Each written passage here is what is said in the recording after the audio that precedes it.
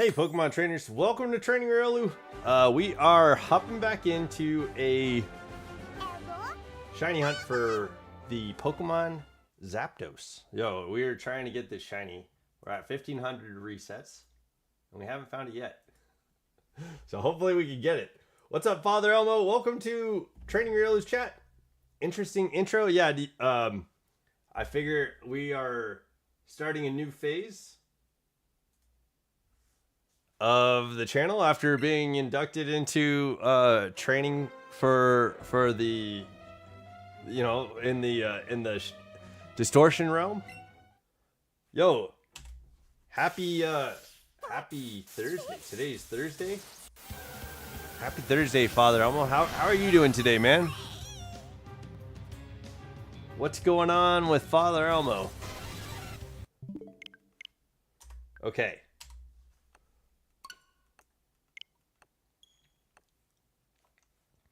Hopefully today is the day that we get the shiny. It's very possible that we can get it today. It's been very possible for a little while, but let me start riding. Ah, Lucario, no! Don't fall, don't fall. Okay, let me start writing down the predictions. We've got 1505, 1510. I know 1542 is going to be on there. Got 1567, 1569,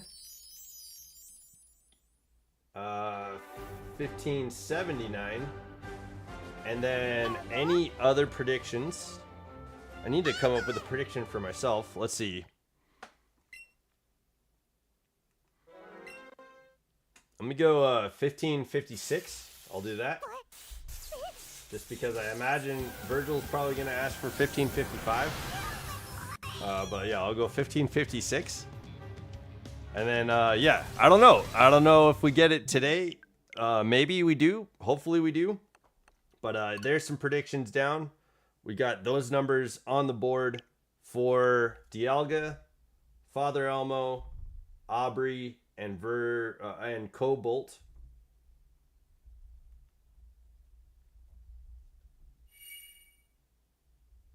There we go. Got that written down. Okay.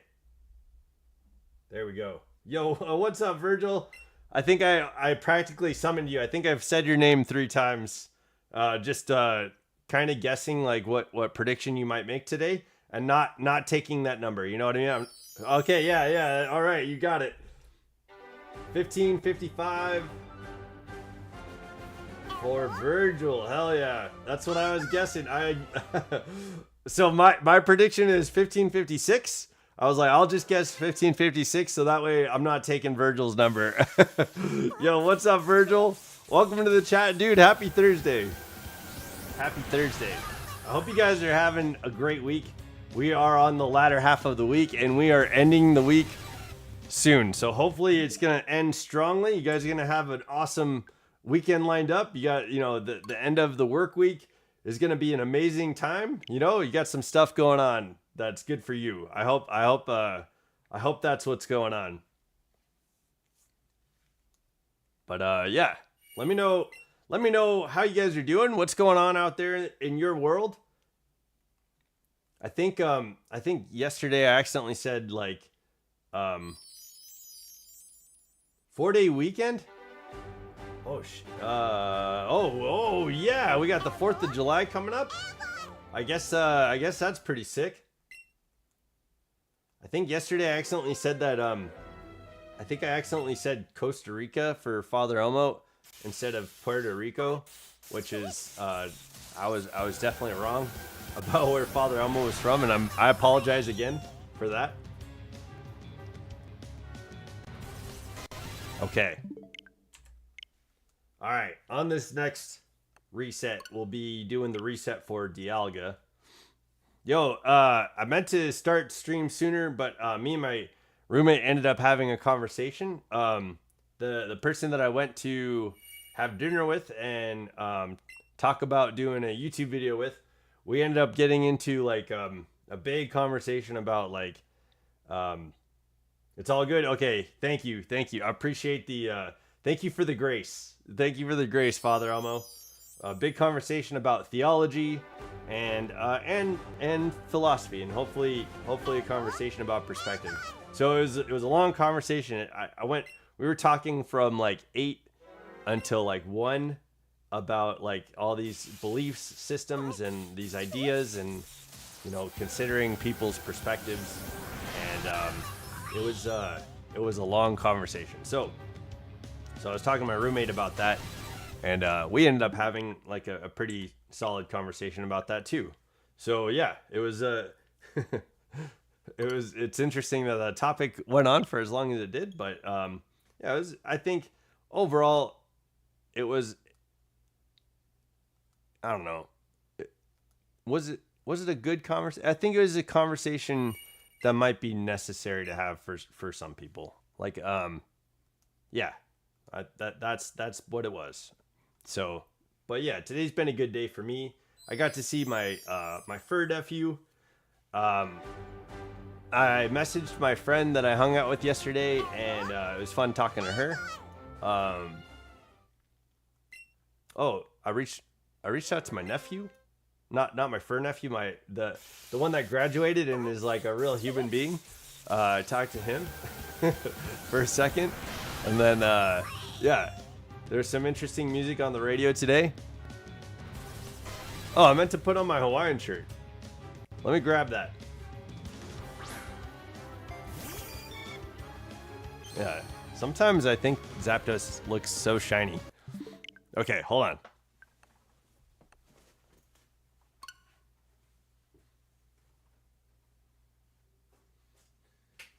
me grab my water too. Let's grab this.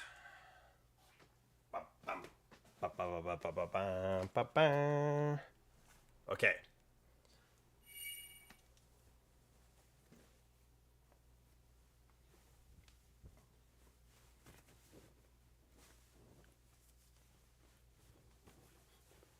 There we go. Got that.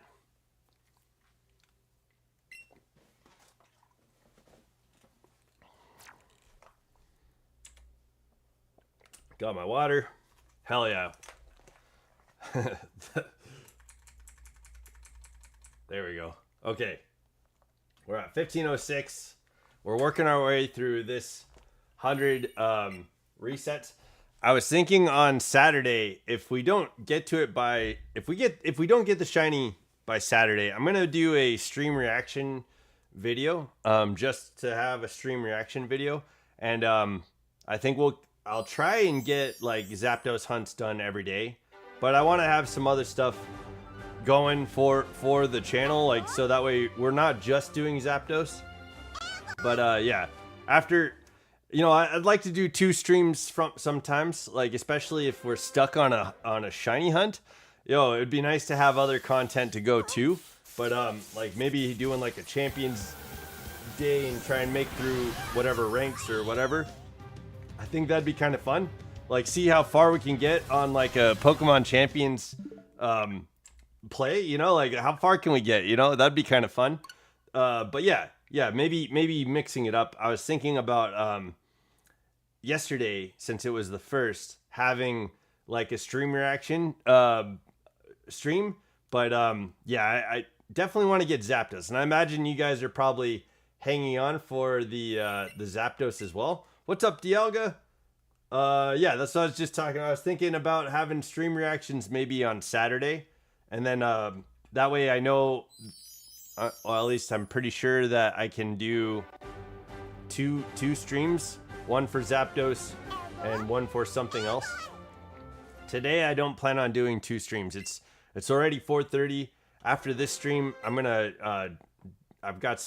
be doing some other stuff. I want to start getting ready for the Go Fest video that I'm gonna be doing with Pokemon Go friend. I think he's just gonna go by Timmy. So you guys get to meet Timmy, who's a interesting part of our Pokemon Go community. I think a lot of people definitely know him, and so like in my Pokemon Go community, we are the Training Riolu is going to bring Timmy into a Pokemon Go video to kind of, I think for him, that's some sort of challenge to have like some sort of YouTube video.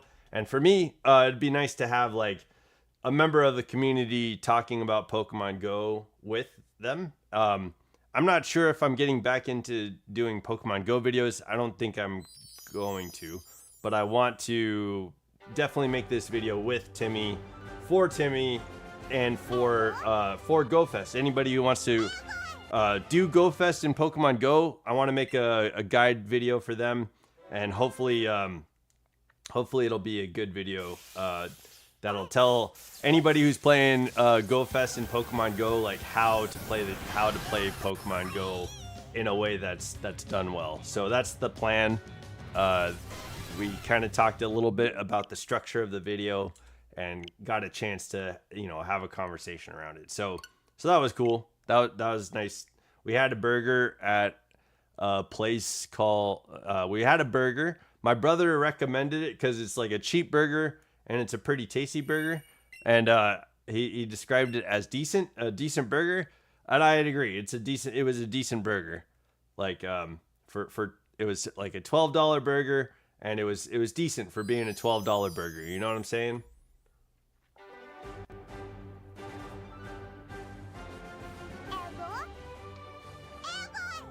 Okay. So this next reset, it's gonna be Dialga's prediction, 1510.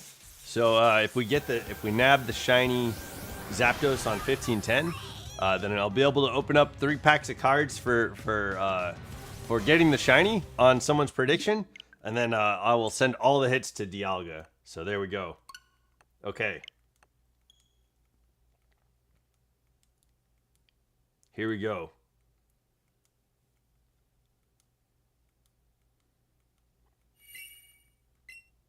Let's go Zapdos.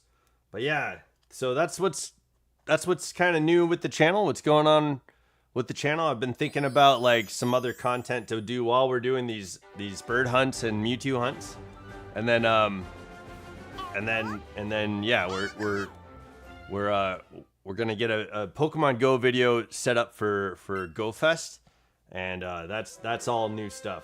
But what's new with you guys? How is we got to talk in the Riolu camp on Discord about some Pokemon Scarlet and Violet. We got to talk about Guzma and Petalunia. Petalunia, I think is her name. I couldn't remember her name, and so I was like, does anybody remember? I'll look it up, but like I'm just curious. Does anybody remember who this character is? But yeah, there's some pretty good stories in Pokemon, and it's fun talking with you guys about like, nobody said anything about Heath's journal with that big gorilla guy, but yeah, there was we were talking about like what happened with Toro and Sada, and that was a lot of fun.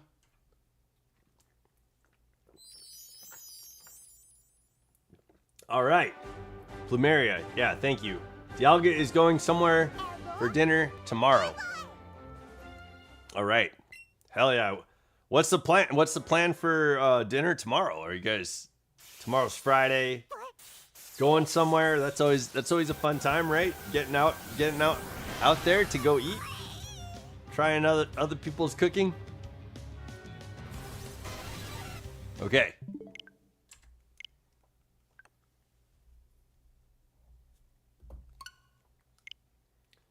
Yeah, her name is Plumeria. Yes. And I also, when I looked up Plumeria, it is this beautiful Hawaiian flower, very tropical flower.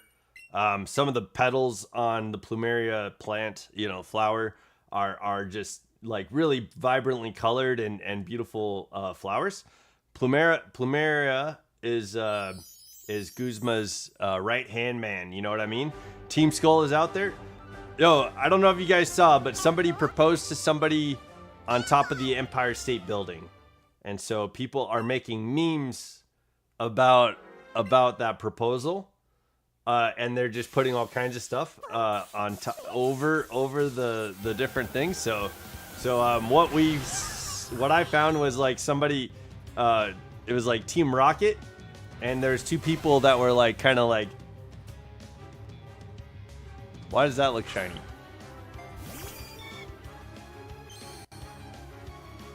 It's not.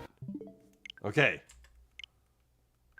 Yo, that would that I hope that's not my reaction when we get the shiny. Just like, oh, why does that look shiny? I hope that's not I hope that's not my reaction.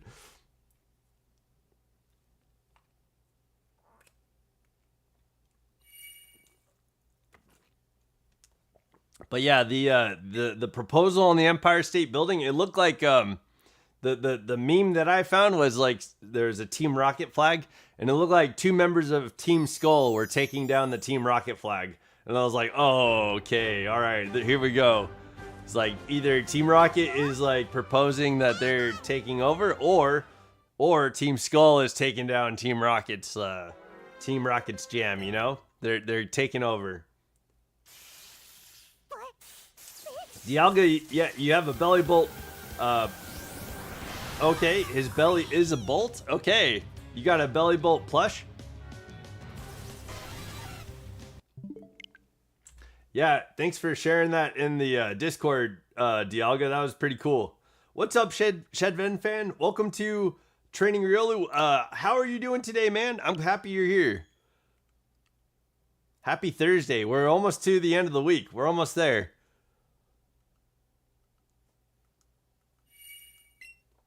But yeah, that some of the memes for the Empire State proposal thing are pretty good.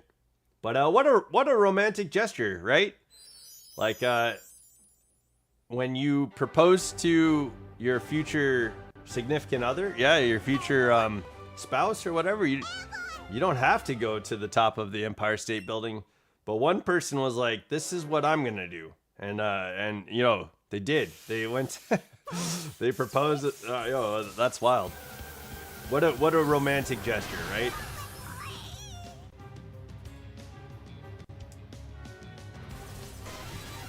Okay, not that one. Here we go. So the next prediction on the list right now is 1542. I still haven't made a prediction. Today is Thursday? Yes. I don't know if that was a question though, unless you're just shouting like today's Thursday, da, da, da, da, and like the lightning and thunder, you know, strikes and it's wild and crazy, you know, thunder, Thunder Thursday, baby, let's go.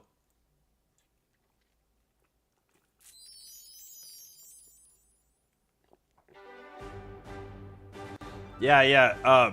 While you were sending Dialga, while you sent a picture of the Squishmallow to to Discord, I tried to keep the picture of the Squishmallow away from my fur nephew because he would probably try to tear the stuffing out of it. You know what I mean? He would probably try to find a way to like meticulously like nip away at the thread of the toy and then pull all the stuffing out, because I don't know what it does. I don't know if like just putting his nose inside something, the way that like he pulls the stuffing out, if that's just like some sort of like sensory thing for him. But like all of his toys, I think he enjoys like getting his nose into the toy and pulling out all the stuffing. He is such a silly dog though. Like every day I go over, it's not much of an exaggeration to say that every day I've gone to see my fur nephew, that he gives me like a deep, like solid hug. He puts his paws over my shoulder and we like are embraced for like a good like almost like 20 seconds. It's like 20 seconds of a hug that me and my fur nephew typically have when I first get to the house. It happens like every day. Man, this Zapdos is looking more and more shiny after every reset, and it's just not doing it. It's just not being shiny.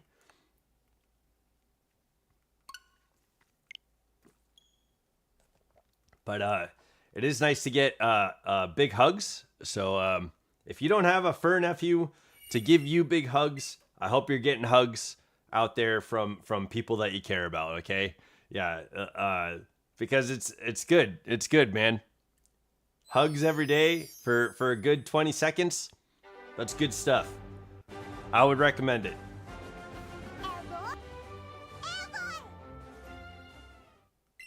Okay.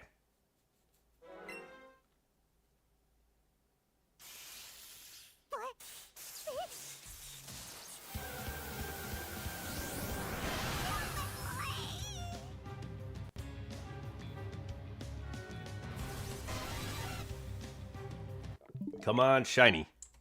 So we got a bit of a ways to get to the next prediction. Does anybody have any predictions for when we get the shiny? My prediction was 1556 because I was guessing that Virgil was gonna guess 1555.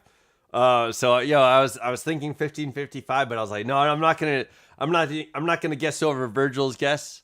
I figured that was gonna be his prediction. Like let you guys have your numbers. Like whatever numbers you guys are wanting out there. You could have them. Like just let me know. I'll write them down for you, and we'll get the predictions going for the shiny Zapdos. But yeah, honestly, it's been a good day. I've had a great day. I hope you guys are having a good day too. And if you're having a good day, share what your day's like. Let me know. I'm curious. I'm trying to share what my good day's been like. Let me share what your good day's been like. Let's talk. Let me live vicariously through some of your good stuff.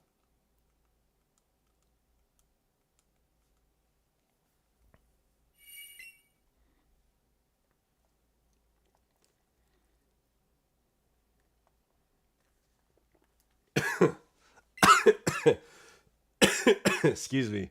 I should have paused my mic there. Sorry about that.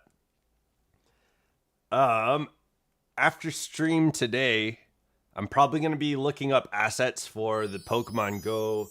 There's a couple of things that looks like Pokemon Go is doing this road to Go Fest, and then Go Fest.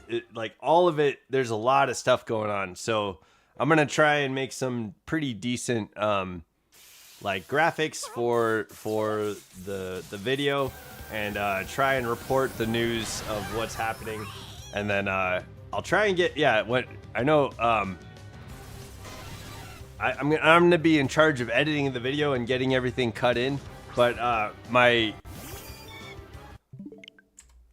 the person that's in Pokemon Go, my friend Timmy, he's gonna be a part of the video, and so I'm gonna be cutting in his video clips of the things that he's gonna be talking about too, and so it'll be kind of neat to have a collaboration type thing of giving the Pokemon Go news and having a correspondent. I'm gonna have a correspondent helping with the video, so that's gonna be kind of fun.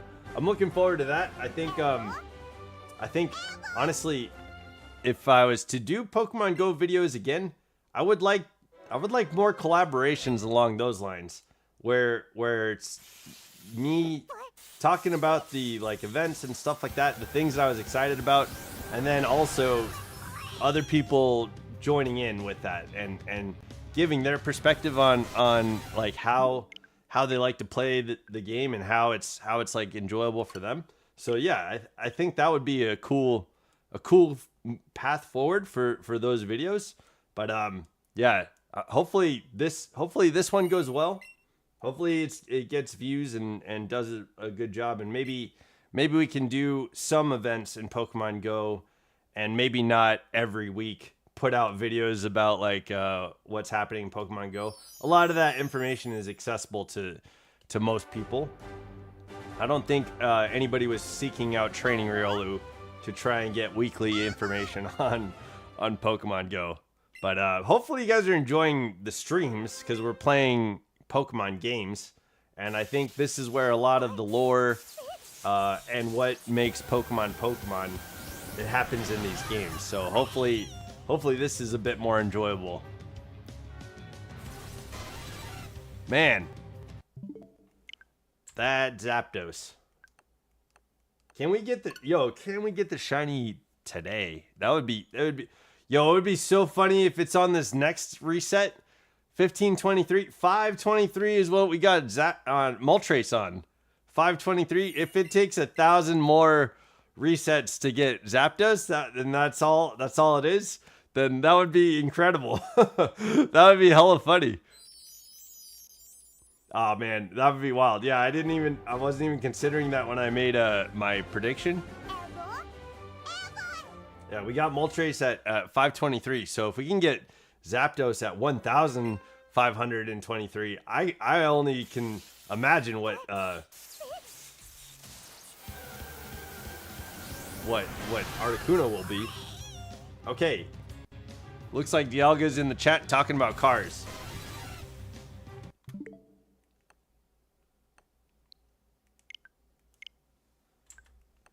Here we go.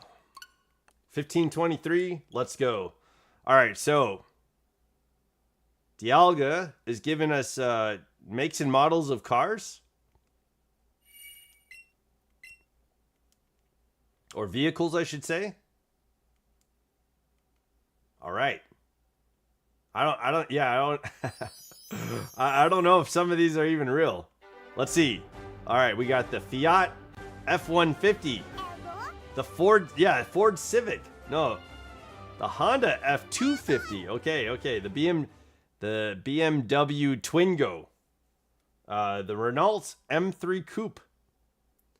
Shadven fan, good? Okay. All right. Hell yeah, Shadven fan. Yo, best, I'm glad to see you here. I'm hoping you're having a good time. I'm talking about fake cars, but with real brands. Yeah. Yeah, after reading out the list, we could tell that Dialga is combining a few vehicle models and makes together. Wow. Every time I look at Dialga, Zapdos, I think it's trying to be shiny. What is happening? My mind is just like really wanting to see the shiny. So hopefully we get it today. I really hope we get it today. It'd be nice to start with Articuno finally. Yo, Dialga, I wish I could be more like, what's a good word? I wish I could be more like collaborative with what's going on with your vehicle thing, but I'm not a big car person. I'm not a big vehicle person. Like I could appreciate some vehicles. Like I think if I could get the vehicle of my like dreams, I would get a GMC top kick. I think I've said that once before. That sounds like I'm repeating myself, but yeah, that would be the vehicle of my dreams is a truck, a nice like massive truck that's fun to look at. You know what I mean?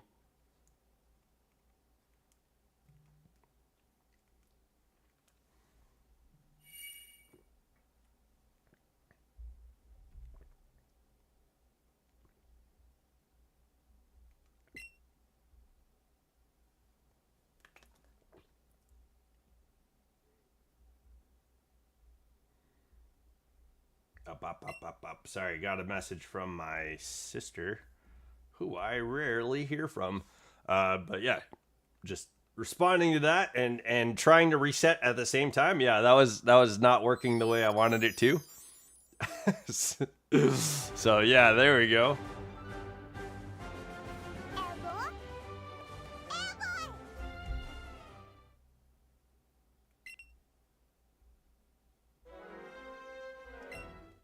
There we go.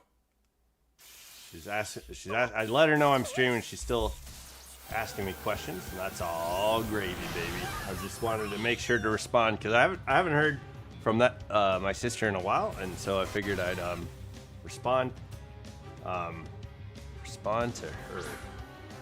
Like our father passed away not too long ago, so I wonder if she's reaching out about something around those lines.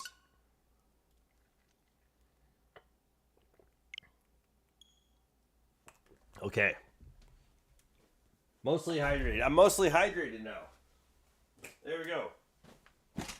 Put that back, and then we can keep going with these resets. Let's go.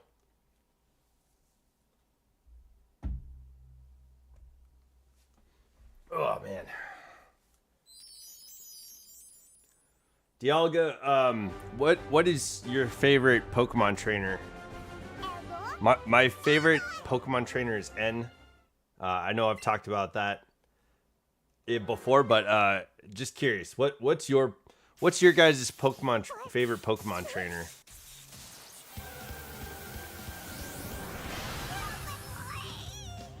I like N because he can speak to animals. You know, he can speak to Pokemon. I like N because like he believed in the virtues that he understood, and even though people didn't believe in him, he ended up believing in himself. My favorite Pokemon trainer is Training Riolu. Dialga. Oh man. All right, yo, make a guy blush out here. Oh, thank you, man. Yo, I appreciate it. I'm one of my favorite Pokemon trainers too. I'd say, yeah. I meant like from like the main series games, but yeah. Okay, cool. Yo, I appreciate that. I like training Pokemon, especially Riolu. You know. Thank you, Dialga. Thank you.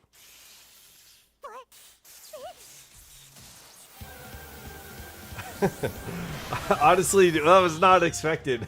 Didn't expect you to say that. Okay, thank you.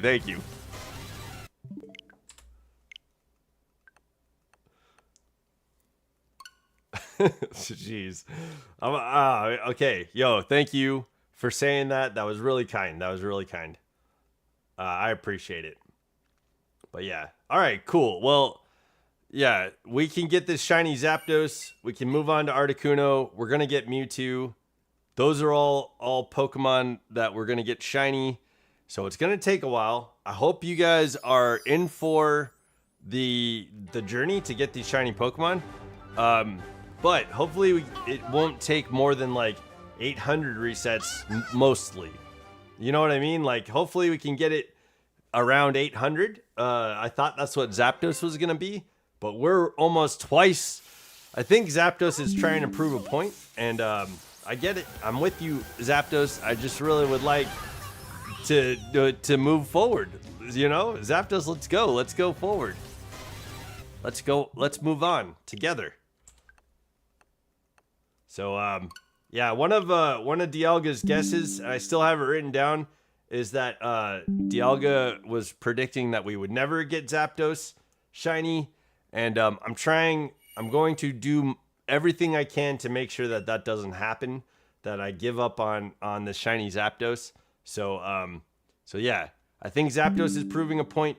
I also am trying to prove a point that I'm not going to give up on this shiny hunt. So I hope you guys are for that. I hope you guys are with it. I hope you guys want to prove that point too, because defeating the odds of getting the shiny is going to be even better once we get the shiny. You know what I mean? It's going to be one of those hunts that goes down in Training Riolu history. This is going to be one of the ones. Okay. What's up, Snapesy Hollow? Dude, welcome to the chat. Happy Thursday. How are you doing? Did you get your shaker? Did you get your shaker? I was trying to remember what it was called.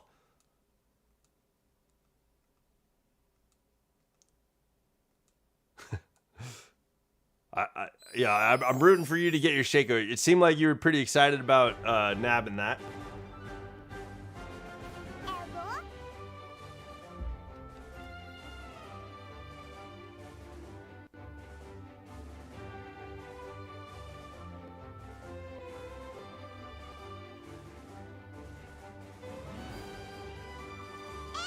There we go.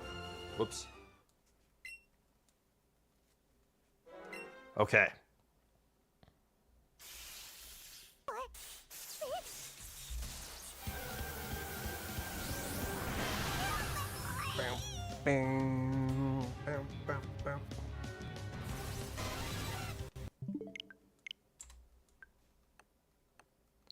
So we are working towards 1542 for Aubrey's prediction.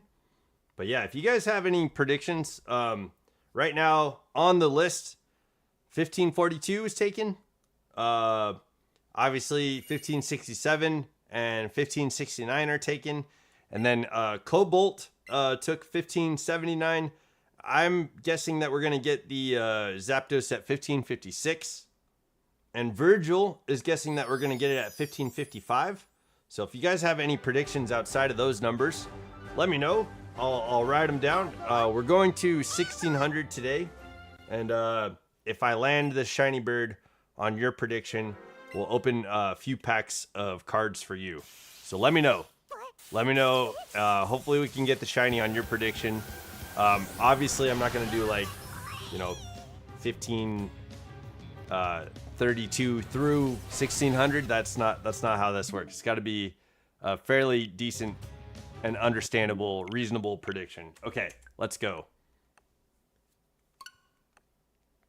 But yeah, on the chat right now, I keep looking at Snapesy Hollow saying hi, and I keep wanting to say hi back, but we've already said hi. I hope you heard me, but I hope you're doing well, Snapesy. I'm curious if you got your shaker. Let me know. That hopefully you got it, man. I know you've been looking forward to that, and I'm rooting for you. I hope you get it too.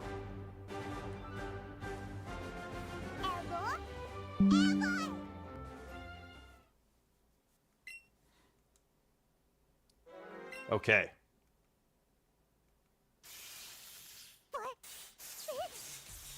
I'm watching Kitchen Nightmare Gordon. Oh, okay. I'm watching Kitchen Nightmare. Gordon Ramsay found a guy selling old molding food to customers in his restaurant, and moldy chicken, and recooked it and used it in pasta. Oh, that sounds disgusting. Okay, yo, PSA, don't eat from that guy who's using moldy chicken to reuse. Yeah, that sucks. That's disgusting. Yeah, don't eat food with that guy. I mean, I guess some people would cook just about anything. Yuck. Yeah. Okay. Well, yeah. I guess that would be entertaining, Snapesy. I'm sorry. Also, I feel like there's some heebie-jeebies and creepy sauce happening inside of my own, under my skin. That's thinking about that. The food from the guy's first failed restaurant, and he's just used it instead of throwing it out because he's crazy. Okay, he might be a crazy guy. Yeah. If I don't know. Yeah, owning a restaurant would probably be pretty stressful.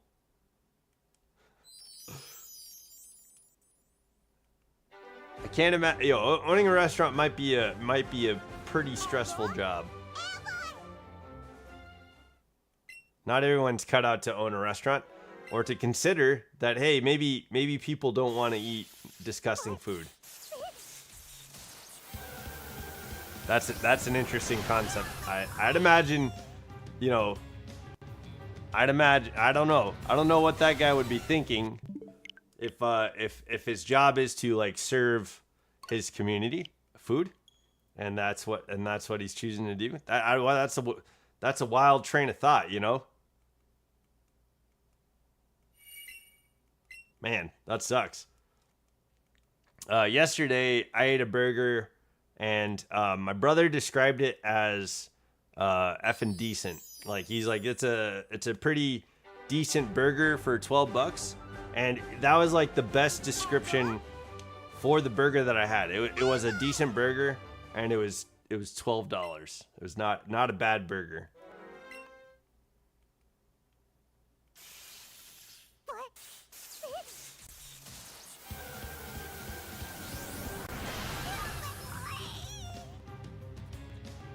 Today when I got home, I made myself in the air fryer. I put some chicken wings in the air fryer, and that was pretty good. I don't know what you guys are having for food, but so I got down on some chicken wings today. Not a bad call. Not a bad call at all. Good chicken wings. It was fried. The meat was still like juicy on the bone. You know what I mean? And I was like, I was chomping down, eating down to the bone. You know what I mean? I don't know about you guys. If you get like ribs and like for me, it's like I'm gonna eat everything down to the bone. Everything on that bone is gonna be cleaned off. That's how I like to eat. Most like red meat or white meat that's like boned. I like to eat it down to like the bone that you're hanging on to. You know what I mean? I don't know about you guys, but that's kind of how I like to nom down on food. I can't say the same for like fish. I know that's also a white meat, but I don't usually eat fish down to like the bone. Like I'll let some of the meat sit on like the spine of a fish, or like I'll try and spit out all my like the ribs on a fish or something like that. Those are too thin, and it almost feels like cartilage, and that's a weird texture. So yeah, with those kind of fish, with that kind of stuff going on, I'm not a big fan. So I don't know about you guys. When I was a kid, I didn't really like fish. As an adult, I'll eat fish. I'm just I think there's only certain fish that taste okay, that taste all right. Like I'd much rather have a steak than a fish, and I think that's something that's lasted throughout my entire life. I'd much rather have hamburger meat in like spaghetti sauce or a big juicy burger or something along those lines. You know what I mean? But whatever that dude, that Gordon Ramsay is talking to, I'm good. I had Korean barbecue for dinner. Oh hell yeah, yo, okay, Korean barbecue. I bet that smelt amazing. What did you get to eat? What did you order?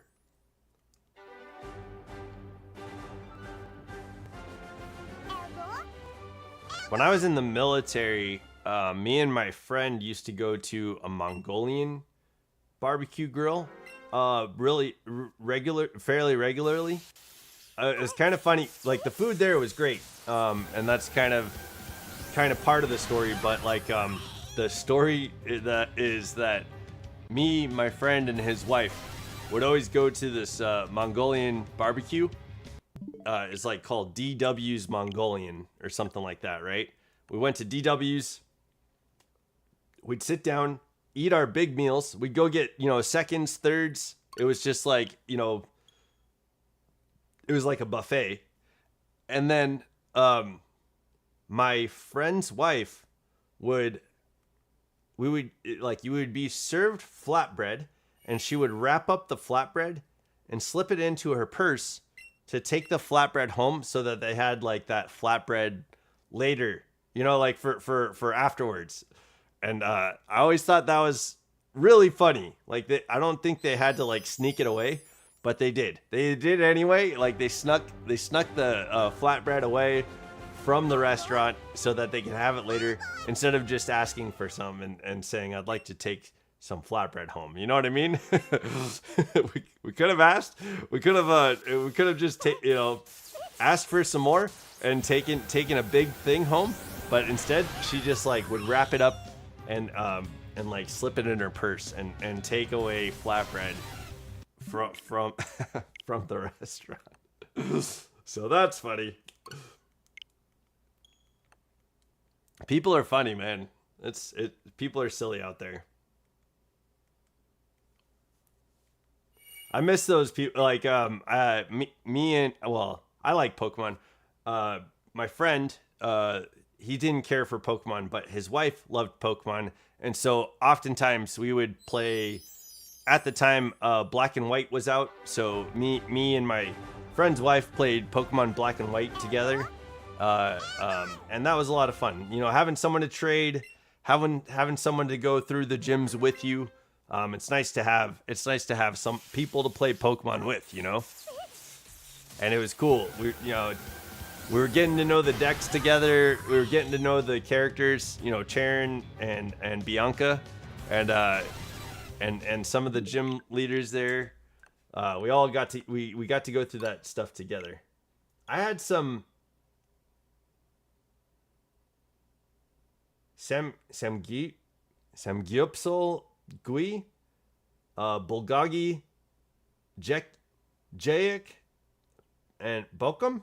Okay, I don't know what any of that is. All right. I'm saving up for a DS Lite. Okay, yo. I know, Dialga, you were talking about playing certain DS games. So awesome, dude. Do you know when you'll be able to get a DS? Do you know when you're going to be able to buy your DS finally? I know that's like on the list. You've been like wanting to play some Pokemon games on the DS. So do you know when you'll be able to play them?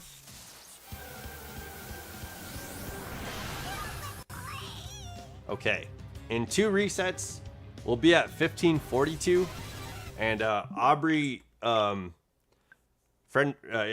Aubrey has been requesting every 40-second reset is going to be her prediction.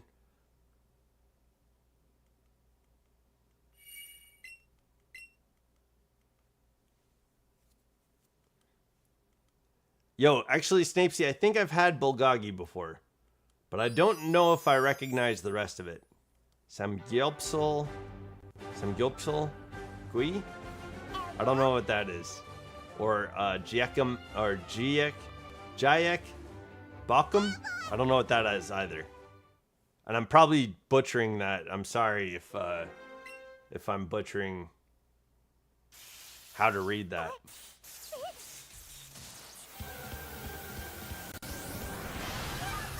Okay. Come on, Zapdos. Okay. So we're at Aubrey's prediction. If we land this shiny on 1542, we'll open up 3 packs of cards. Any hits that I get, I'll send to Aubrey and just mail them off with care. You know what I'm saying?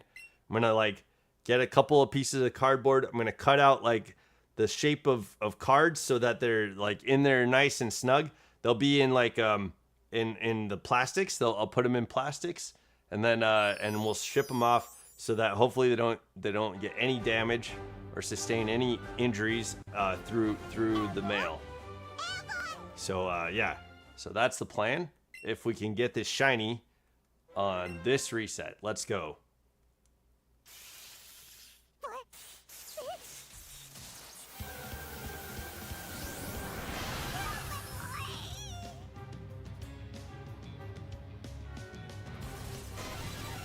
Dang, we didn't get it. Okay, I'm gonna say maybe 1620. You might get it. Okay, that's probably gonna be next stream. But yeah, I'll write you down, Snapesy, for next stream. All right, yo, I'm digging 1620. Yo, that's well over odds, but I would love that. I would love to get it either this stream for sure. I would love to get it this stream for sure. And if you know, the sooner the better. Honestly, like it's okay if we get it next stream too, but I would love to be done with this hunt and have this shiny Zapdos finally. But yeah, Dialga, I don't know when you're planning on getting your DS, but hopefully you're able to save up your money, get the money that you need to get a DS Lite, and get it like you know, soon, like in a couple weeks. You know what I mean? That'd be cool. Like go and see if you can mow your neighbor's yard. Be like, hey, can I mow your lawn for money? And then you know, maybe they'll spot you some money, And then like here in the next couple weeks, after mowing a little bit, you get the money that you need to buy the DS, and then you can go to the store, get a brand new, like, you know, out of the box, something that's gonna last you a long time. DS. Yo, hello, Dialga. Hello. All right. So the next reset that we're working towards is Virgil's request. Virgil's prediction is 1555, and I made a prediction right after 1555 to get the shiny on 1556. So maybe one of us will get the shiny. Me or or Virgil. That'd be cool. That would be cool. But you know, Zapdos could show up between here and now, here and then too. Mother hell.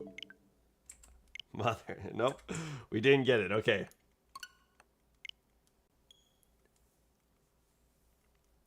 Yeah, I had a lot of fun with my Game Boy. I think I played. So I played my Game Boy as often as I could. I had to kind of hide having a Game Boy from my parents, and so I would play it with like a flashlight. You know, I'd be like hanging on to a flashlight with my teeth, and then playing the video game. You know, underneath some covers. I would hide my Game Boy, so I didn't play that too often. But I had a cool Batman game on the Game Boy. That was like probably one until the Arkham series came out. I think it was the best Batman game that I had ever played. And I liked the Super Nintendo Batman game, but I think the Game Boy Batman game was a little bit better because I would beat it and just replay it. I had a Ninja Turtle game on the Game Boy. That was pretty fun to play, and I would go through the characters beating that game, and it was like easy to beat. You know what I mean? So that was cool. Man, those games were pretty like I played on repetition.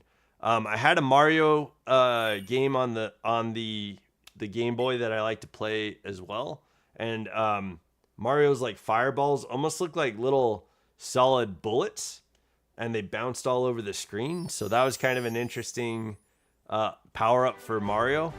And he could jump on top of like sphinxes and stuff like that. Can't remember what that game was called, but that was on the Game Boy. And then of course I played Pokemon Red when that finally came out in 1996. So yeah, that was a jam. And I played that. I don't think I ever had a Game Boy Color, but there were Game Boy Color games that you could play on the Game Boy. Then my next Game Boy that I bought on my own, I was like 17, 18. I had a Game Boy SP, and so I played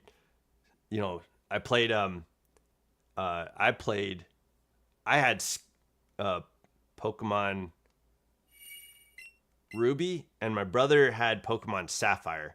And when the game came out while I was in high school, so I bought the SP and I bought the Pokemon Ruby so that I could play it. But I played it like fully with my brother. I met my brother like a couple years after that and asked him if, we asked each other if we liked Pokemon, and we started talking about it. And it was like, what if we play Pokemon Ruby and Sapphire together?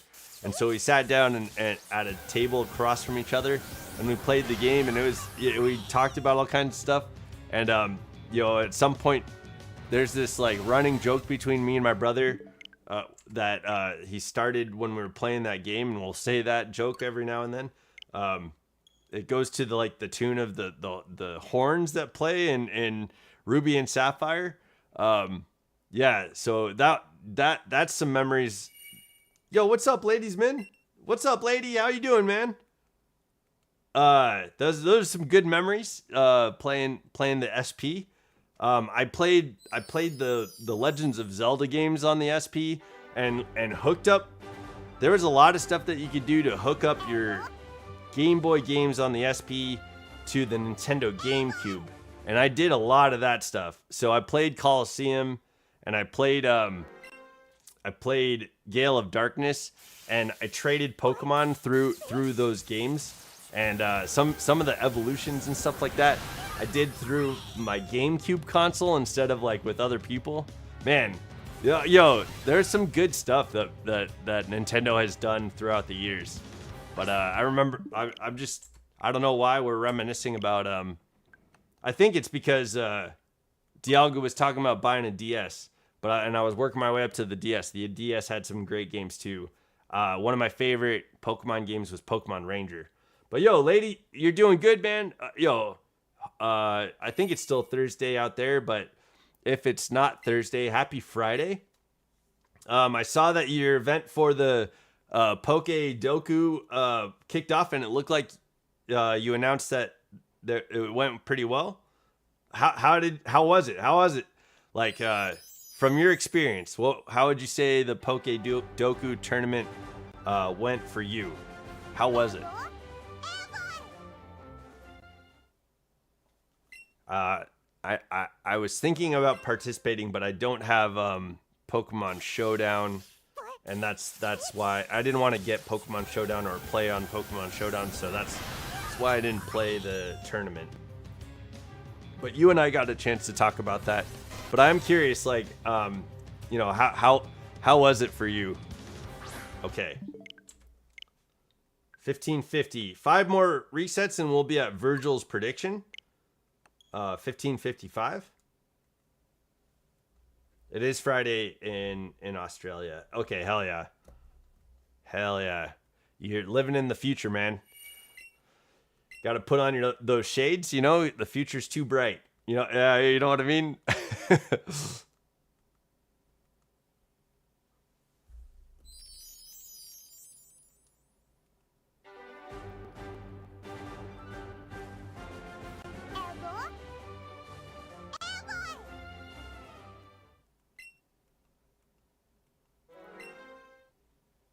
There's some technical difficulties with the streaming of the battle, but it was great. Okay, yo. The board was good. One that allowed for a lot of Pokemon under 5%. Oh, okay. Like for the wait, 5%. Under 5%. The board was good. Like, it was a board that allowed for a lot of Pokemon under 5%. 5%. Yo, I'm not sure I understand that. Oh, there's a new art event. I haven't seen the notification for that. Let me pop into the SPC real quick and check the events. Man, another art event sounds fun. I haven't drawn in a while. The patchwork artwork event is now live. Everybody has thought of a Pokemon fusion at one point. Oh, interesting. Well, now it's your chance to draw one. Combine 2 Pokemon in any way that you want to create something awesome. Any style or methods are fine, just as long as it's your own artwork. About 2 weeks to submit a piece to me, and then I will put them here for judgment and to help you get inspired. Here's something I drew up as an example, and it's a really cool Spiritomb / Renucleus Pokemon combo. That's pretty neat.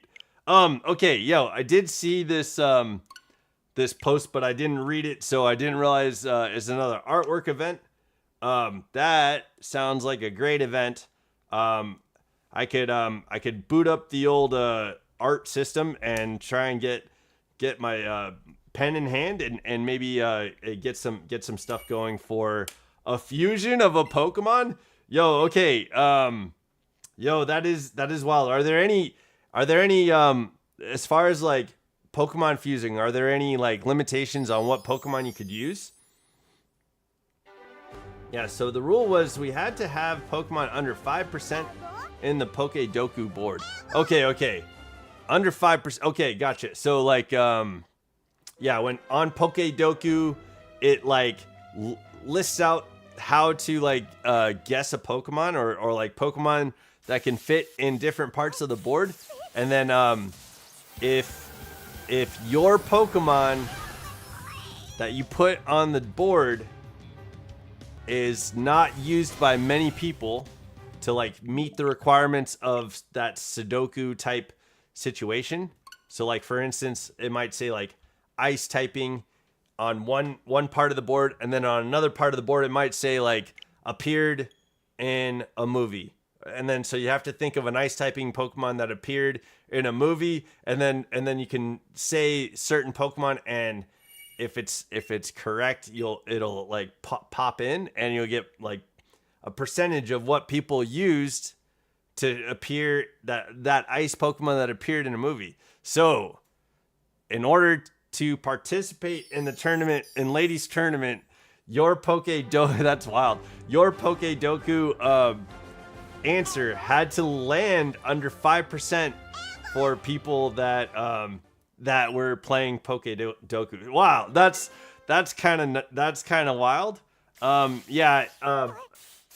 That's not something I participated in because I didn't want to get Pokemon Showdown or play on Pokemon Showdown.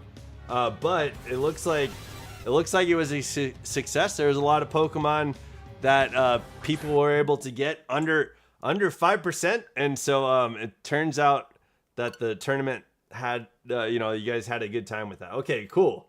So the rule was that we have only that it can be 2 Pokemon. The rest is up to you. Okay, so the rules for the new art competition, any 2 Pokemon, it's got to combine together. Okay, yo, I'm thinking, I've got some ideas. I'm looking at the pictures in my mind, and I think I can definitely do this. Yeah, so you want to balance your knowledge to get something that is something others won't guess. Yeah, so that way it can land in the 5% tile. That's really cool, lady. Yo, that's fucking awesome. That sounds like a good time. I'm glad that people were able to get some good teams out of that. That's I think that limitation of like being in a 5 percentile, it probably was fairly demanding to try and be like, okay, this Pokemon surely will never be guessed, and it's something that I might want to use too, and it's got to fall under all these parameters. But that's pretty cool, man. That's pretty awesome. Yo, congrats on the event. But yeah, with that event ending and your new art, I think I would like to participate in the Pokemon combination tournament or I guess event. Yeah. Okay, yo, I am submitting. I'm submitting the opportunity to participate in that with you right now. The board was very generous. Okay, didn't expect it to be so good. Okay, yeah. All right. Well, I'll have to try and watch that back. I'm pretty sure. So the technical difficulties. If I watch the video, are you going to be able to see everything that happened in the tournament, or what technical difficulties did you run into? All right, Virgil, your prediction is going to be the next reset, so we're gearing up for that. Lady, if you want to, you can make a prediction on whether or not we're gonna get this shiny Zapdos between 1554 and 1600.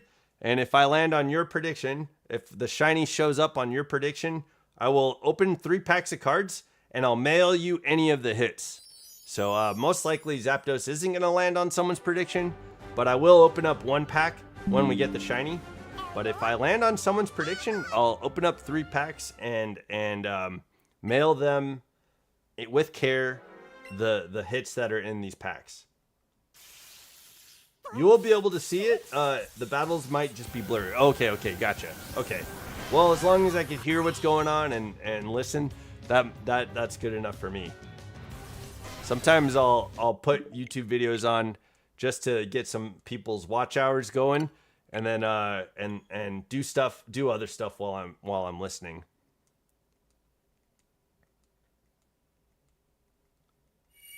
Okay.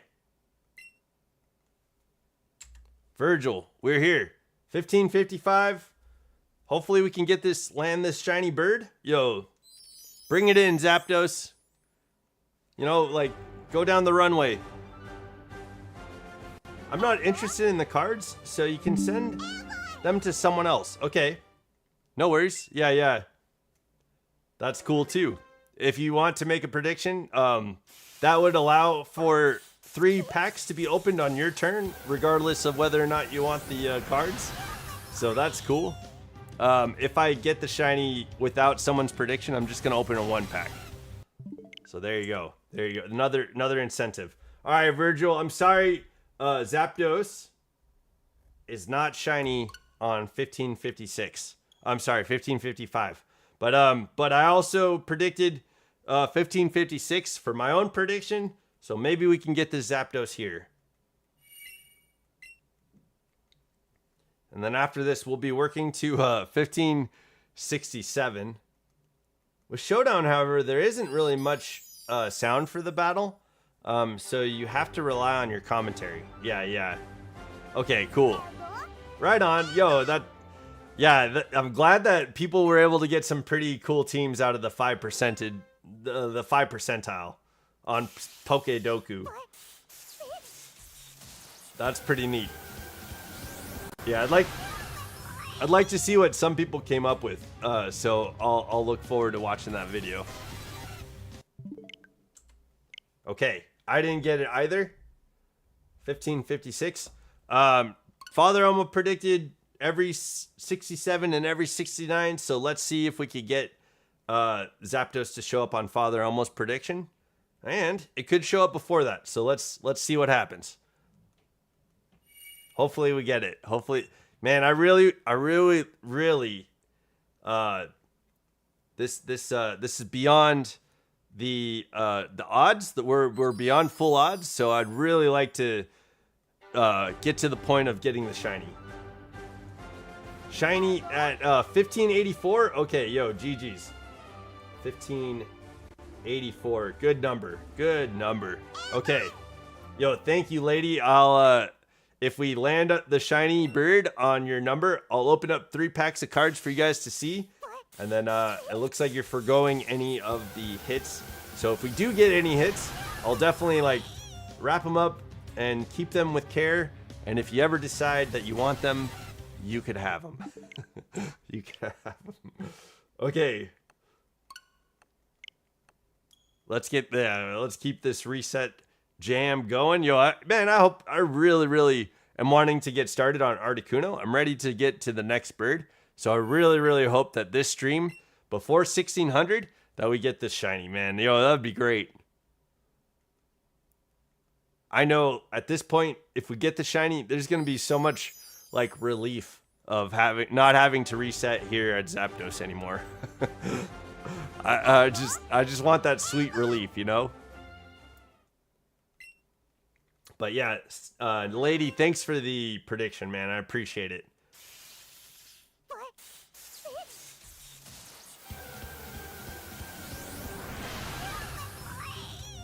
Oh. Okay. We got another big bird here. Okay. So that wasn't it either. I've been saying like we're creating like a multiverse for every time. We're creating a new universe where in some multiverse, you know, the player goes and catches this Zapdos and it's not shiny, and we're just making more and more multiverses. Shouldn't you be doing Articuno first, since it goes uno, dos, tres? You'd think so. That's what you might think. But I went Moltres and got Moltres at 523, and now we're doing Zapdos, and then we're gonna do Articuno. so it's just, maybe it's the other way around, you know? Tres, dos, uno. It's a countdown. So you might say it's the final countdown.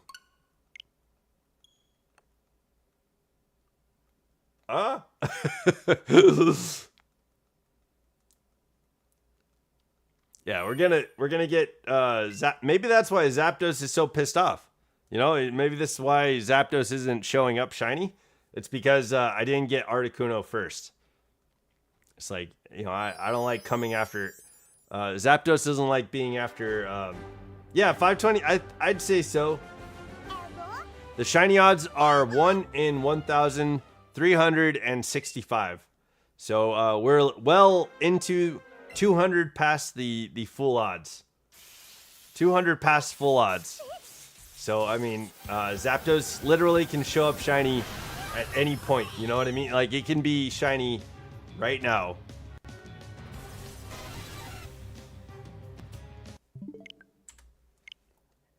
Zapdos is not willing to play the bit. You know what I mean? He's not doing the bit either. He's not playing along.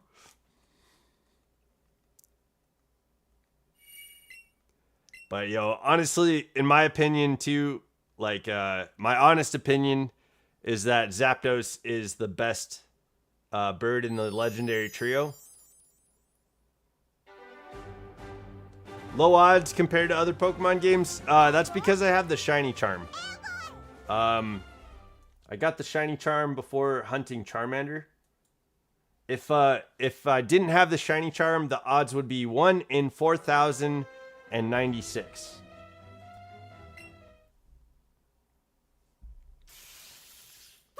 So yeah, we were hunting at full odds, and I got like Ghastly, Bulbasaur, Caterpie.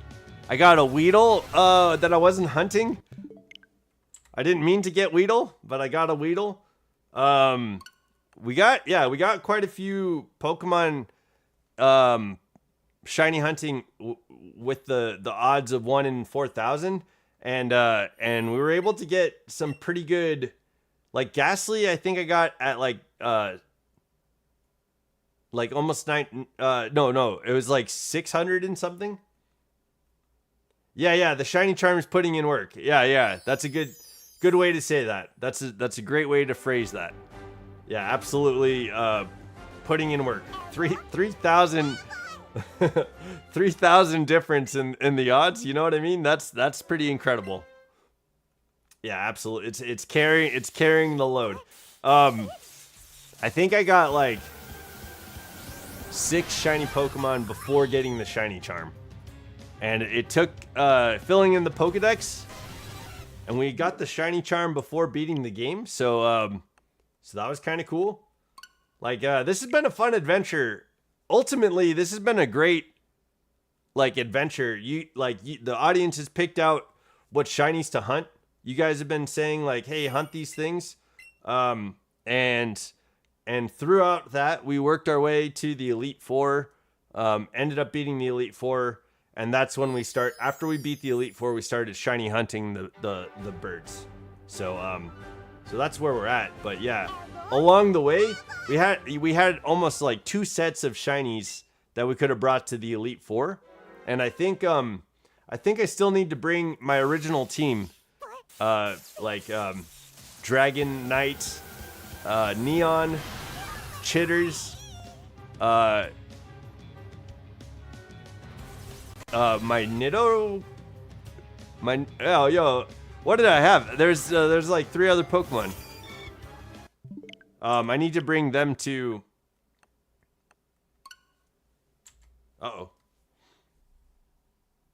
I need to bring them to the Elite Four and take on the Elite Four with the other shiny team, the complete other shiny team that we didn't take in. But a lot of the team that had initially made it to level 100 because of all the shiny hunting we ended up doing. So I have like a full team of level 100 Pokemon that we were going to take to the Elite Four, but because they were level 100, I was like, let's just do this sub team. You know, let's bring in Poliwrath and Ninetales and all this other sub team and take on the Elite Four with Pokemon that aren't level 100. You know, let's make it somewhat challenging. And we still destroyed the Elite Four. We destroyed them, and we destroyed the champion as well. So it was fun. I'm glad we did that. I had a good time, and hopefully the audience did. I think the audience had a good time too. Can I tell you my theory related to Kanto birds? Yeah, hell yeah. Yo, absolutely. Please do. That's absolutely... Yo, anytime you want to theorize, lady, and you see me streaming, come and talk to me, man. This morning I was talking about my... While you're typing out your theory for the theory for the Kanto birds, this morning in my Discord, we were theorizing about Heath's journal in Scarlet and Violet, and we were talking about the story going along with Toro and Sada, and I'd say that my theory for like the full story is that like Toro and Sada probably were both working down in Area Zero, and one was transported to their paradoxical time, like for instance Sada would have been transported to the past, and then the other one would have been killed by either Koraidon or Miraidon and lost their life. So that's what I think might have happened. That's probably my theory. Not supported by any evidence other than what happens in the game. But yeah, that's my idea. And then I think it would be cool if they made a Paldean third game like they did with Emerald and Platinum and stuff like that. So like the legendary beasts of Johto, I think the Kanto birds are also reincarnations from Ho-Oh. They are other Kanto birds that have been reborn. Okay. Like Fearow would be like Moltres. Articuno would probably be like Pidgeot. Oh, okay. Yeah, there you go. Articuno is Pidgeot. Zapdos is Dodrio. Yo, I like that idea because of the Galarian bird. And Moltres is Fearow. Okay, yo. I think we're on the same page with what that could have been. But what if instead of Ho-Oh, what if it was Lugia? What if it was Lugia? That way there's still the two factions, right? Like I think lore-wise, that would be a lot more fun to have like the two factions of Ho-Oh and Lugia's like offspring, you know, like if you will. What if it was Lugia that resurrected the three birds and Ho-Oh resurrected the evolutions, right?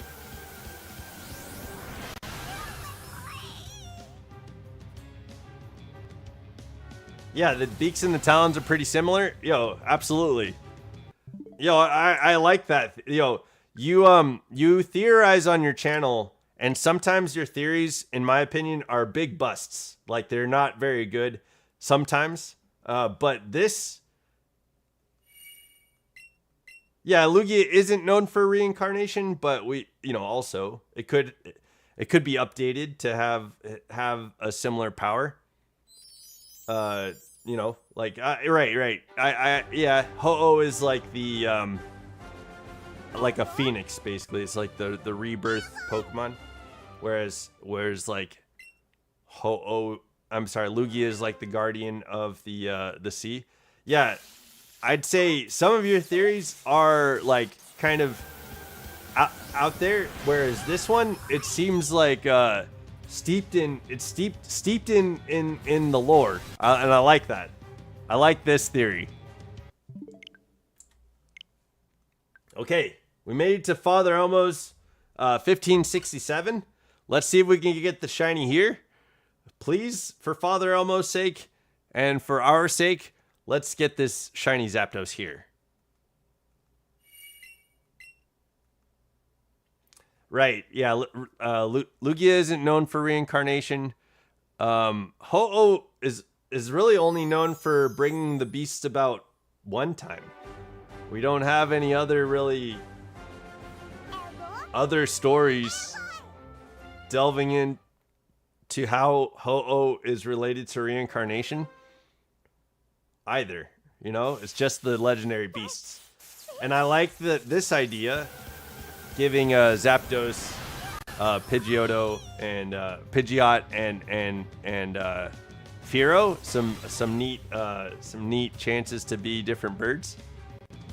Okay.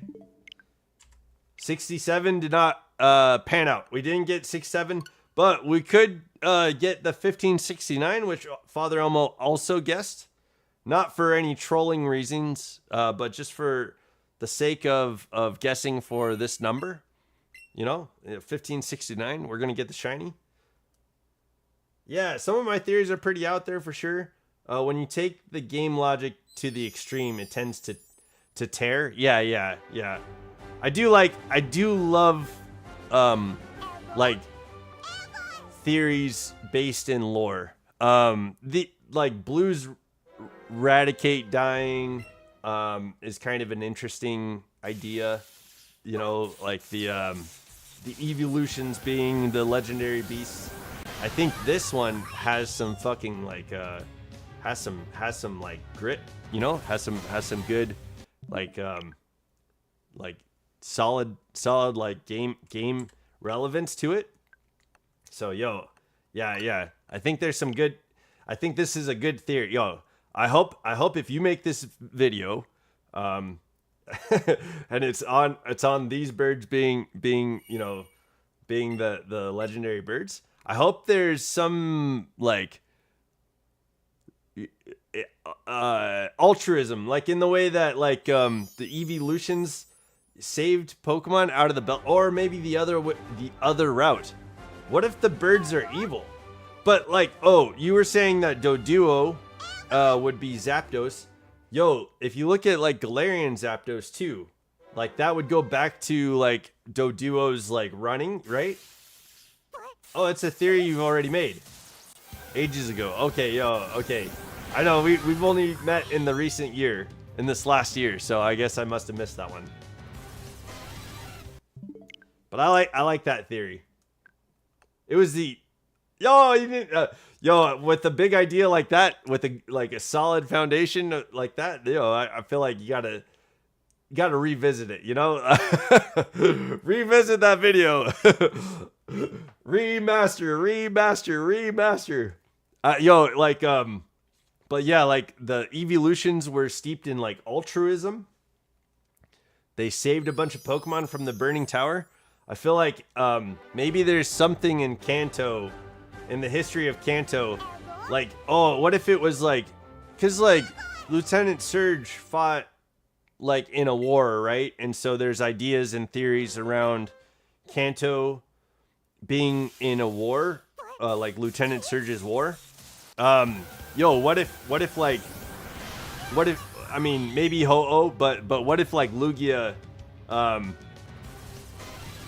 the seas were disrupted because of the naval vessels in war, and so these three birds that were like caught up in the war somehow were resurrected by Lugia to calm the seas, to make sure that like they were the protectors of these different areas of Kanto to maintain the order of the seas. Yo, that'd be kind of a fun theory, or like idea of lore around the birds becoming the legendary trio.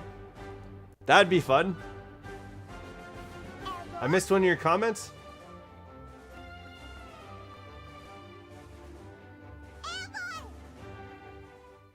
The only thing I'm stumped on is what happened to the birds with the beasts. It goes lightning, fire, then rain. So the birds, we need ice, then electric, then fire. Yeah. Like lightning struck, fire erupted in the tower, and rain put it out for signifying the phases of the disaster. So yeah. Maybe I don't know. Maybe it doesn't necessarily have that type of storytelling. Maybe I don't know, because it'd be hard to say. Well, I don't know. I think sorry I missed that comment. But like Lieutenant Surge uses electric type Pokemon in war, right? In his war. I don't know where fire and ice would necessarily play a role, but maybe it could have Maybe like Alolan Ninetales. Yeah, who was the war with? I wonder who fought in the Kanto War. Like, what were the regions that fought in the Kanto War? Because we don't have like an opposing character to Lieutenant Surge that I can think of. All right, yo, Father Elmo, we didn't get shiny Zapdos on 1569, but we are moving to Cobalt's prediction at 1579. So maybe we can get it there, or we can get it beforehand too. Related to the Tao Dragons of Unova, okay, Unova and Kanto being in war would be pretty wild. I can't think. Well, to be fair, so I played Black and White while I was in the Navy. It was probably one of my favorite regions. Not necessarily my favorite Pokemon designs. I'm probably notorious at this point for saying how Unova looks like Muppets. I could do a theory on the war if people want. Yeah, there's some pretty good theories out there too. And then I guess like there's actually some information in Galar. There's some information in Kanto with what Lieutenant Surge is bringing to the table.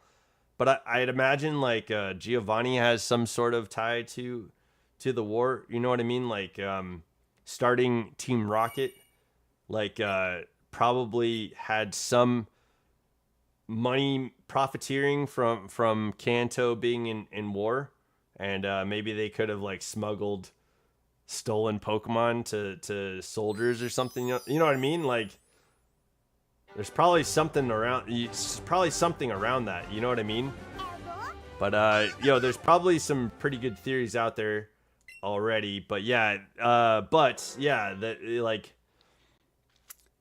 it'd be cool to see if there are any other sides of the war kind of announced through some sort of non-playable character or NPC, some sort of NPC in a region that's talking about like a war, so, like the other side of the war. I mean, the main thing that we get from as far as wars go is AZ's war, but that doesn't seem to be like the war with Kanto. That seemed to happen 3,000 years ago, and Lieutenant Surge is not that old, right? He wasn't resurrected to be like a wartime Guile from Street Fighter looking figure, right? But yeah, I think there's a lot of mystery surrounding Kanto's war. I think what's kind of cool is we got a lot of insight into AZ with Legends ZA. That's probably my favorite part of the game, is just like the amazing storytelling and lore drops that happen in that game. That's probably the best part, in my opinion, of Legends ZA. But yeah, dude. Yeah, like what lore is out there for on the opposing Lieutenant Surge? Maybe Winds and Waves will drop some stuff. Maybe we'll get some answers from Winds and Waves. I mean, Pokemon seems to be dealing with some heavy themes in some of their storytelling since Paldea. So maybe. I mean, in a world of wishes, reincarnation, eternal youth, cloning, time machines, who knows what's going on with Surge? Yeah, that's true. That's fair. Right? He seems almost like he's from Unova in a world of Kanto, with a world of gym members with like Erica and Sabrina and Koga. Lieutenant Surge seems like the most out of place character that's in the game. All right, in a couple more resets, we'll be at Cobalt's prediction. And then we're working our way to Cobalt's prediction. And then Lady's prediction will be next. Yeah. No, that's a good point though. Like we have Brock, Misty, Erica, Sabrina, Koga, who kind of look like they belong.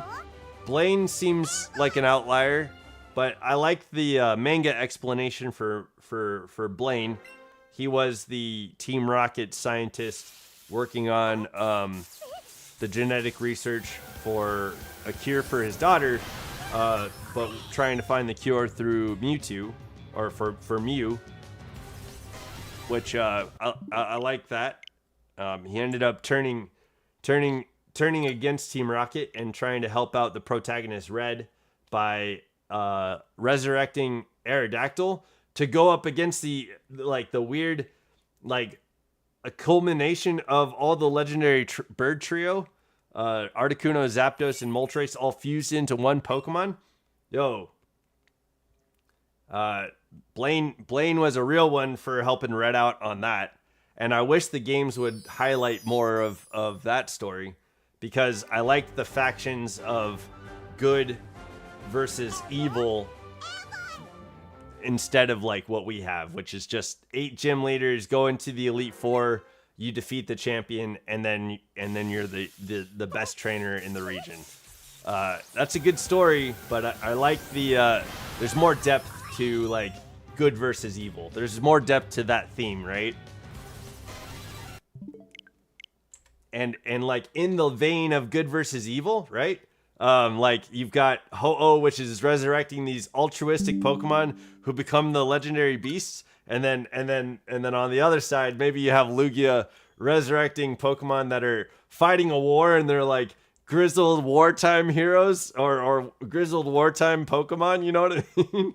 And so they have to, they're charged with making sure that nothing like this comes to Kanto again, or something like that. Like it's just completely different than altruism and resurrection of kindness versus like resurrection of purpose.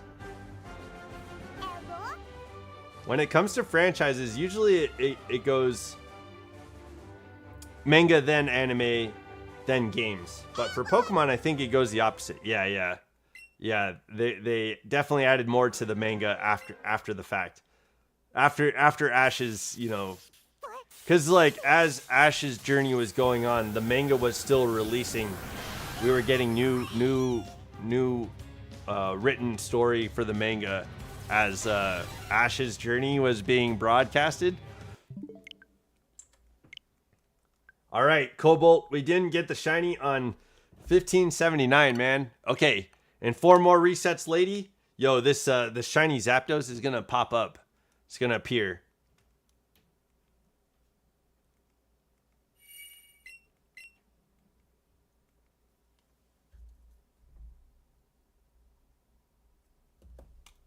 But yeah, Snapesy made a prediction for 1620. I'm not planning on going 200 resets today. Not today. I think we should go 200 resets just to knock out the bird, try to get the shiny to show up. But I think today I'd like to hop off stream and get off camera and just kind of like get some stuff going for myself around the house. I'm gonna do some laundry, you know, just be a normal regular bloke again, and get back out to taking care of business for me. So yeah, I think today we're just gonna do the 100 resets, do the 2-hour stream, and then yeah, I think we do need to have another 4-hour stream on this bird just to get these numbers and these resets out of the way, so that way we can get to the shiny. I don't know when we're gonna get this frickin' shiny, but I'd like it to be soon, and it seems like it could be literally any moment, and it seems so far away that it's out of my reach. So we'll see. We'll see what all it comes to, and we'll get the shiny eventually, right? Or we'll get it on 1584. We'll get it on 1584.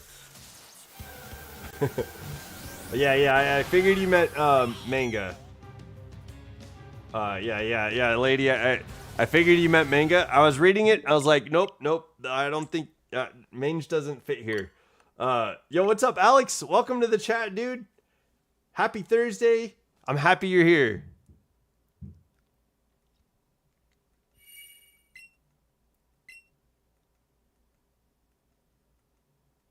We were just theorizing about the legendary bird trio. Ladiesmen in the chat had a really cool theory that that Ho-Oh resurrected Fearow, Pidgeot, and Doduo, or Dodrio as legendary birds. And we were just kind of chopping it up about that really cool theory.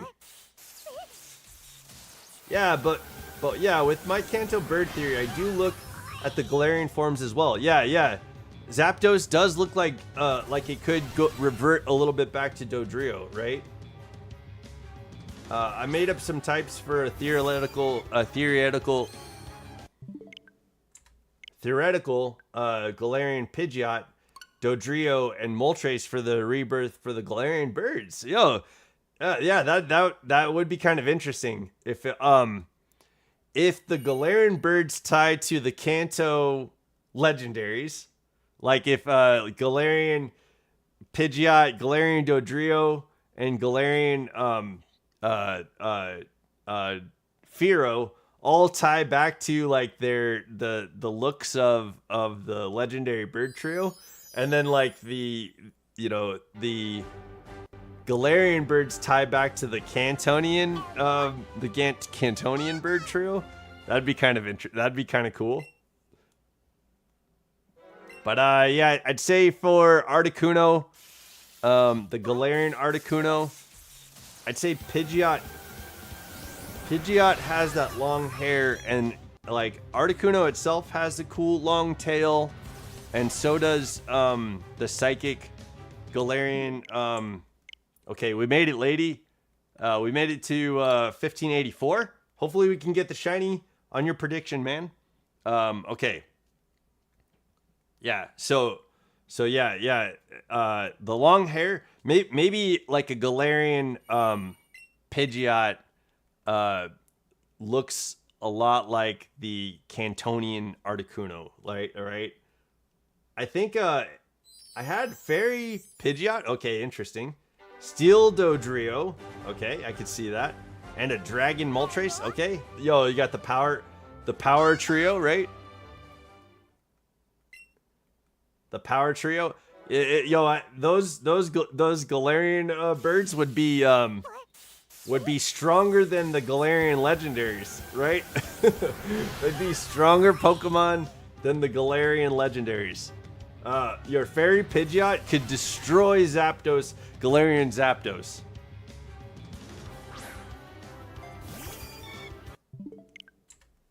Okay, we didn't get the shiny on 1584. So today, that's it for predictions. If you have any predictions between 1585 and 1600, we're going to keep resetting to 1600. Hopefully we'll get the shiny. But unfortunately right now I have no predictions to land on. So let me know. Let me know if you have a guess. Alex, I hope your Thursday is going well.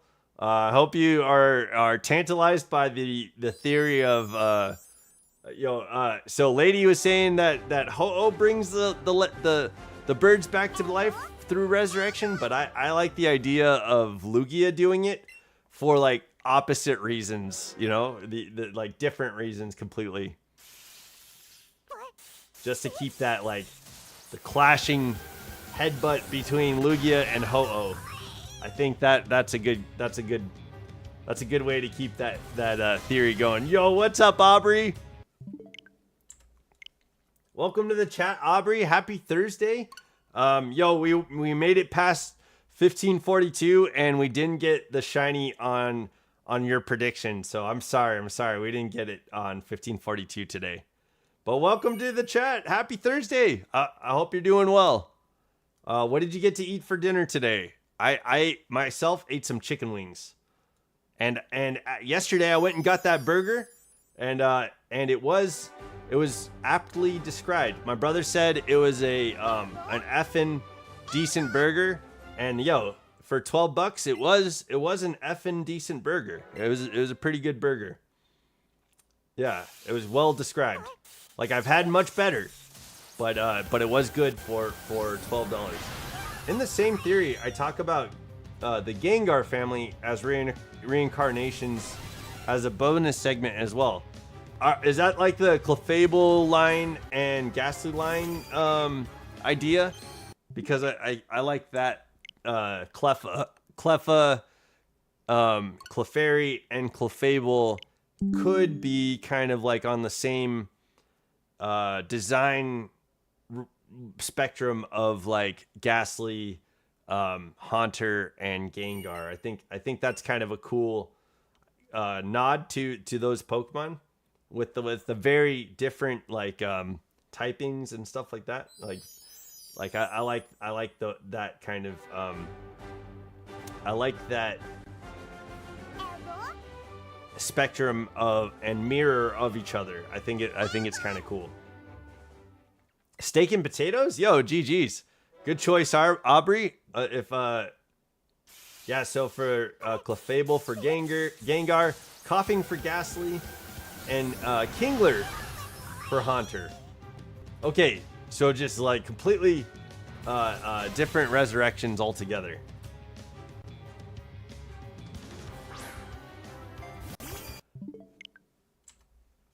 That's interesting because none of those Pokemon are like tied to each other in any evolution way, but yet like Ghastly, Haunter, and Gengar are all tied through evolution and trading, right? And like yeah, I wonder how. Yeah, that's interesting. Yo, that's fun. It's kind of an interesting idea, but yeah, I think it would be a massive leap to try and get a connectivity tissue going for that. Whereas like versus like the resurrection of the evolutions from Ho-Oh and creating kind of like the distinction of like Entei versus Flareon, which there's the floofy tail and Entei's kind of floofy fur, and that's about the only connection that it has. Suicune doesn't look anything like Vaporeon, right? And it's got its clouds on its back and stuff like that. The only connection is like the water typing necessarily, and then like Raikou doesn't necessarily look like Jolteon either. However, like Ho-Oh resurrecting them distorts and feeds into the power of these Pokemon. That's kind of a cool connectivity thread between the theory. Gengar is pretty solid.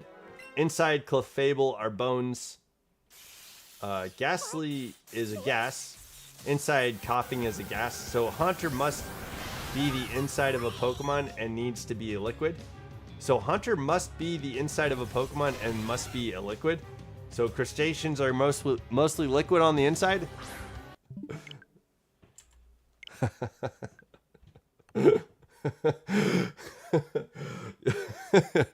All right. Yo, all right, lady. All right. Yo, a strong appreciation for the theory. Just strong disagreement too, I guess too. Yeah, I hear it. You know, I that's a giant leap. That's a giant leap. Haunter being Kingler, that's rough. That's rough. Yeah, and I'm having a tough time with Ghastly and Coughing too. But yeah. Bones inside Clefable. And then like bones inside Gengar. Do we think Gengar has bones? I like that with Clefable there's a new Mega Evolution, right? And it's kind of interesting because I don't think the Clefable evolution, Mega Evolution, ties into the Gengar Mega Evolution either. Haunter and Kingler look pretty similar as well. Oh my, yo. So like Haunter to me, like makes what I like recall from Haunter typically is that like he's got this big ass tongue, and he typically like the reason Lick exists is probably because of Haunter. The Pokemon move Lick on cards in the game. It's either because of Haunter or Lickitung. You know what I mean? That's why that move is prevalent. Yo, Aubrey, yo, yeah, we're theorizing out here. Look at the Pokedex and compare the two Pokemon. Okay, I'll give it a gander. Yo, I'm laughing because of just the huge leap. I'm not laughing because it's like I'm not laughing at like your theory. I'm not laughing at like you or anything like that. So don't take that the wrong way, please. I'm just laughing at like the leap that my mind is trying to make from Haunter to Kingler, and I'm just thinking of the designs. I'm considering the head shape, the massive limbs. I'm considering that, yeah. But so for me, the leap from Haunter to Kingler is a big leap for me, and that's why I'm cracking up. I'm not laughing at your theory. Like I disagree with the theory, plainly. I appreciate it though. Like I appreciate that you're giving a solid theory. And it has the composition of the Gengar line, right? So I'm not clowning on the idea of theorizing. Theorizing is beautiful, man. Keep the theories going. I think I just disagree with the theory, and that's it. And that's all right. Aubrey, why are you excited? Because you ate steak and potatoes? I mean, I would be excited about that. But what's up? What are you excited for? Tell me.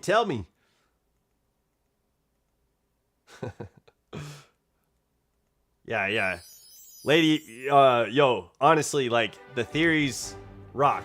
Keep the theories going. So I'll take a look at the Pokedex. Maybe we can look at Kingler and Haunter's Pokedex.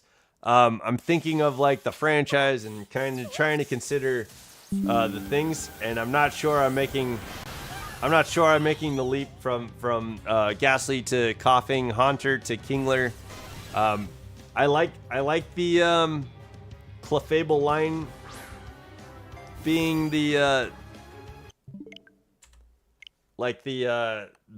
transition from Clefable, Clefairy to Ghastly, Haunter, and not even Haunter and Clefairy don't necessarily match either, but like Gengar and Clefable do. Being able to spend the night with my partner, I love him so much every night. Oh, okay. Heck yeah, Aubrey. Yo, I hope you guys have an amazing time together. I hope it's safe. I hope it's trusting. I hope it's full of love. And I'm really happy for you. Then he drops me off at my apartment in the morning. Okay. All right, yo, it sounds like a fun plan. You know, good times. Good times abound. I hope you guys are going to have like a pillow fight and like watch movies together and throw popcorn at each other like you guys are having a sleepover.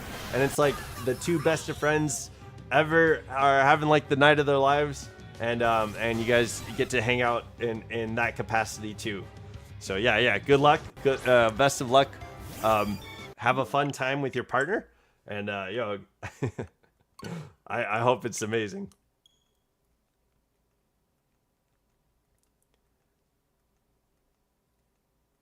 Yeah, you get to tell your partner about your steak and eggs, or your steak and potatoes. Why does you had steak and eggs the other day, didn't you? When we were playing with the Pico Pals, I think he had steak and eggs for breakfast. Oh, he's giving you a massage. Hell yeah, Aubrey, get it. we know where that leads. But yo, have a fun time. Okay, then you're taking a bath with some wine. Yo, very classic. Classy bath and wine, you know? Get the music playing. Maybe listen to some audiobooks with some background music. Hell yeah. Good times, Aubrey. Tell your partner, Training Riolu, says hello. We're all having fun here trying to get shiny Zapdos. And let him know that I wasn't able to open your pack of cards because I didn't get the shiny on your prediction. I know you guys play Pokemon together. Yeah. So hopefully he's very nice. Yeah, heck yeah. Very good.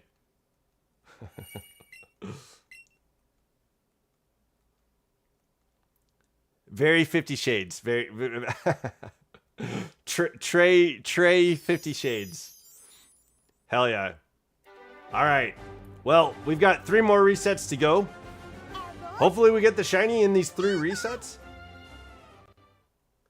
Damn it. Want me to hack this? Yo, I need Zapdos to show up shiny. Lady had a really cool theory that Ho-Oh resurrected Pidgeot, Dodrio, and Fearow, and brought about the legendary bird trio. Okay, yeah, we could do that on stream. I don't know if I'm gonna set up like the window capture for it, but maybe we can. Hold on, give me 1 second. I think it's still gonna show this screen on this, but yeah, let me see. Let me just type it into a browser.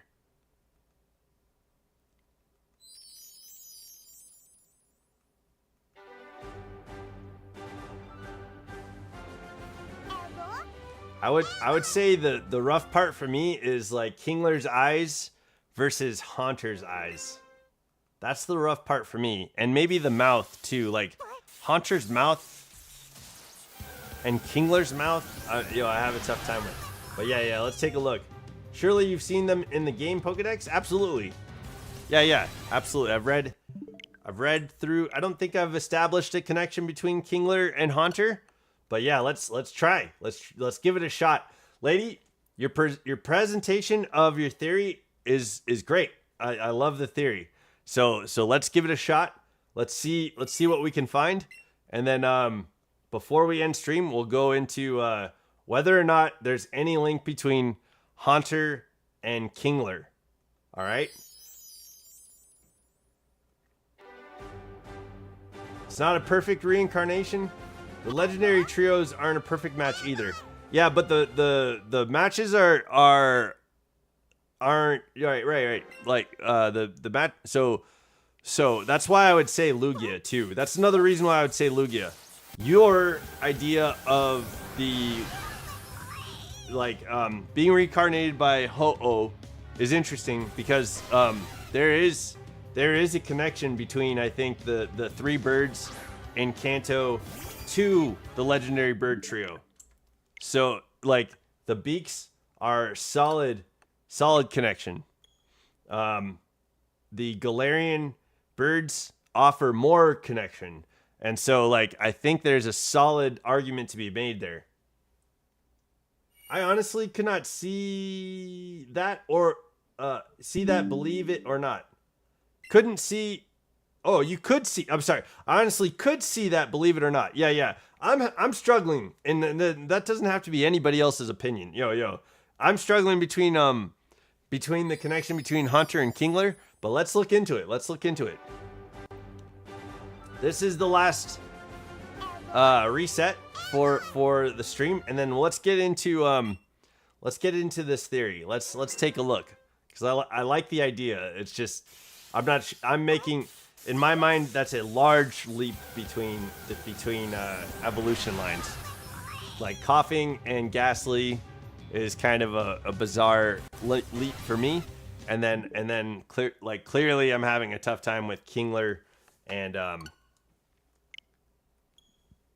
Haunter. So let me get this music going in the background, so that way I can do an outro to it after we're done looking here.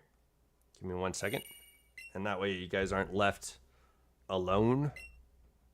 And you have some music to accompany you. Hopefully, I think that's how it works, but let's see. Okay. Hey, Riolu, is it lame that I spend most of my time coloring and stuff like that? No. No, it's not lame that you produce art and you're doing something that makes you happy. That's not lame whatsoever. No, no, no. Alright, I'm gonna pull up a Google browser. I know that's kind of lame, but let's do this. It's not lame. There we go. Okay, so Kingler, Pokedex. If I can spell. Let's pull up Cerebi, yeah? Okay. So let's look at the design of Kingler. We've got this beauty. Okay. Giant claw, small tiny pincer, and then he's kind of got like a crown over his head. Three points on the crown on one side, 3 points of the crown on the other. The mouth, 2 giant tusks are coming up with an underbite of 4 teeth for Krabby. These very orb-like joints under his shell with the neat crab-like spidery type legs that come to a talon at the end. And then also very crab-like joints on each of the pincers as well. So 6 legs. There we go with that. And then let's get to the dex entry. Oh, abilities are kind of interesting too. Let's take a look at the abilities. Kingler has Hyper Cutter, where the opponent cannot lower this Pokemon's attack value. Okay, this Pokemon may still lower its own attack value using a move like Belly Drum or something along those lines. I can actually see it. Okay, the ghosts are the inside, gas, liquid, and solid. Yeah. Let's consider everything though. I like your connection. Let's consider everything. Shell armor. The opponent's moves cannot critical hit. And then the hidden ability is Sheer Force, which is badass. Good job, Kingler. Moves with the secondary effect are increased in power by 33%, but lose their secondary effect. Not a bad ability there. Krabby evolves into Kingler at level 28. All right. All right. Here we go. So, flavor text in Pokemon X is the large and hard pincer, has 10,000 horsepower strength. However, being so big, it is unwieldy to move. And then in Pokemon Y, the flavor text for Kingler is its pincers grow peculiarly large. If it lifts the pincers too fast, it loses its balance and staggers. Okay, yo, that's kind of fun. And then for Omega Ruby and Alpha Sapphire, we have Kingler has an enormous oversized claw. It waves this huge claw in the air to communicate with others. However, because the claw is so heavy, the Pokemon quickly tires. Okay, and then we got a cool list of moves that definitely tie into being a crab, right? And then we got some cool moves for physical attacks and some special attacks. Got some egg moves and stuff like that. All right. Oh, where's the dex? Where's the dex? Oh man, I thought Cerebi had the dex entries too. What the heck? Okay, let me whoops. Let me just get the dex entry.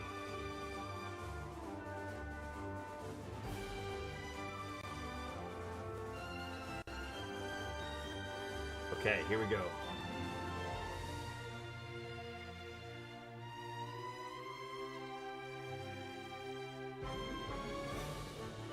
I'm I'm gonna read the top. Let me see what this says. Okay.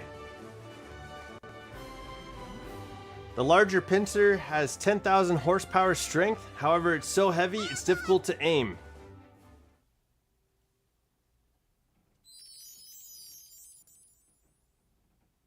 Back on the main on Cerebi, is that what you're talking about? What's up, Father? Oh, you're back on your main account. Okay, yeah. My partner said absolutely nothing and started massaging my feet. Oh my goodness. Oh wow. Okay, just need to be concerned with the head and the arms. When I was saying the decks before, that was just for a way for you to see them on screen. Oh, okay. Well, I think when theorizing, it's important to consider,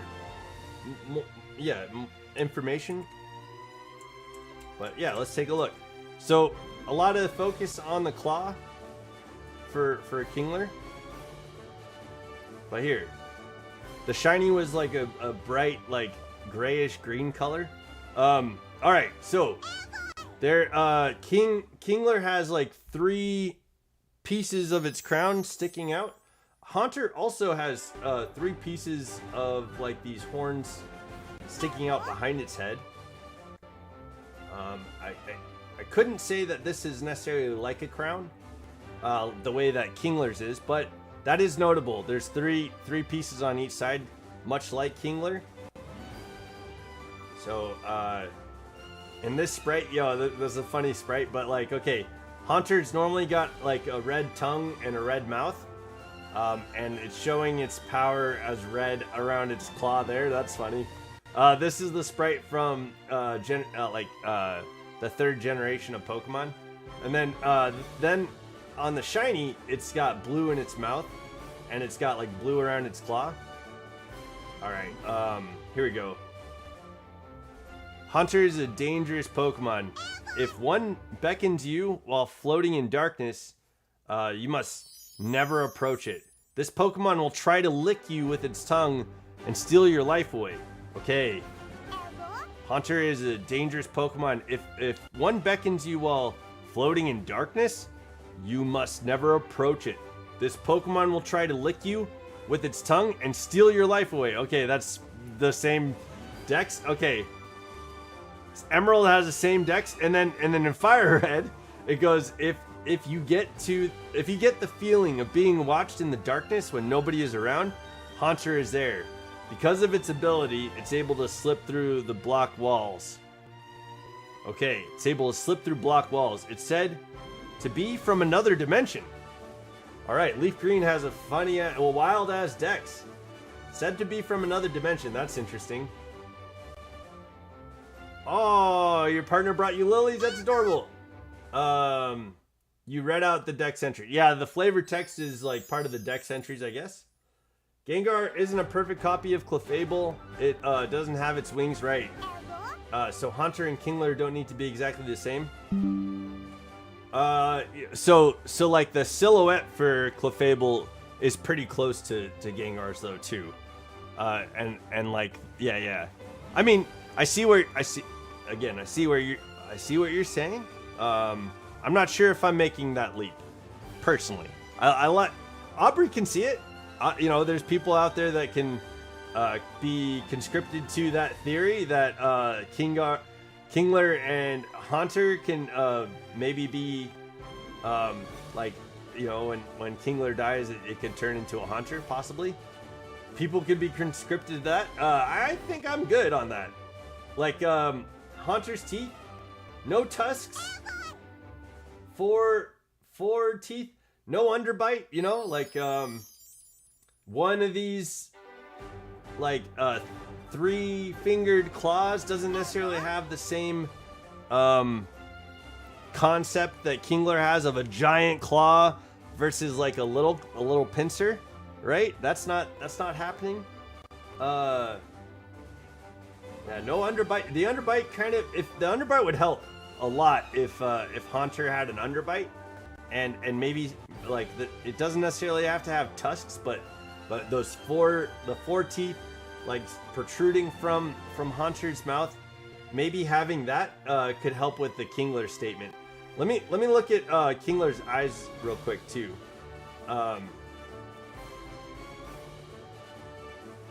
So, all right. So we have Haunter's eyes, right? Let's look at Kingler's eyes.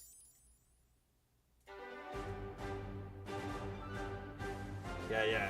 So Haunter's eyes are very triangular, with like the furrowed brow type thing, whereas Kingler has like, you know, half circles. Oh, he brought you homemade baklava? Hell yeah, that sounds delicious. I'm back. I was sleeping. Yo, I hope you had a good nap, Alex. So lady, I like the theory. I like that that you have a theory. I don't think I can subscribe to your theory of coughing being Ghastly, Kingler being Haunter, and Clefable being Gengar. I don't even think I can subscribe to the Cleffa being Ghastly, Clefairy being Haunter, or Gengar being Clefable. I don't think I can subscribe to it, but I do appreciate that theory.